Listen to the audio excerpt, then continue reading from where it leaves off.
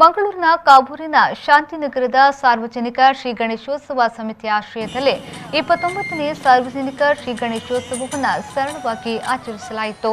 ಶಾಂತಿನಗರ ಮೈದಾನದಲ್ಲಿ ಮಹಾಗಣಪತಿ ದೇವರ ಪ್ರತಿಷ್ಠಾಪನೆ ಮಾಡಲಾಗಿದ್ದು, ಧಾರ್ಮಿಕ ವಿಧಿವಿಧಾನಗಳೊಂದಿಗೆ ಪೂಜಾ ಕಾರ್ಯಕ್ರಮ ನಡೆದಿದ್ದು, ಸರ್ಕಾರದ ನಿಯಮಗಳನ್ನು ಪಾಲಿಸಿಕೊಂಡು ಕಾರ್ಯಕ್ರಮಗಳನ್ನು ಆಯೋಜನೆ ಮಾಡಲಾಗಿತ್ತು. ಇಂದು ಸಂಜೆ ಮಹಾಪೂಜೆ ನಂತರ ನಗರದ ಕೂಳೂರು ಫಲ್ಗುಣಿ ನದಿಯಲ್ಲಿ ವಿಗ್ರಹವನ್ನು ಜಲಸ್ತಂಭನಗೊಳಿಸಲಾಯಿತು. ಈ ವೇಳೆ ಅಧ್ಯಕ್ಷ ವಿನಾಯಕ್, ಕಾರ್ಯದರ್ಶಿ ವಿಕೇಶ್ ಕೋಟ್ಯಾನ್, ಕೋಶಾಧಿಕಾರಿ ಶೀಲಾ ಪಿ ಶೆಟ್ಟಿ, ಗೌರವಾಧ್ಯಕ್ಷ ಲೋಕನಾಥ್ ಆಳ್ವ, ನವೀನ್ ಗಾಂಧಿನಗರ ಸೇರಿದಂತೆ ಮತ್ತಿತರರು ಉಪಸ್ಥಿತರಿದ್ದರು.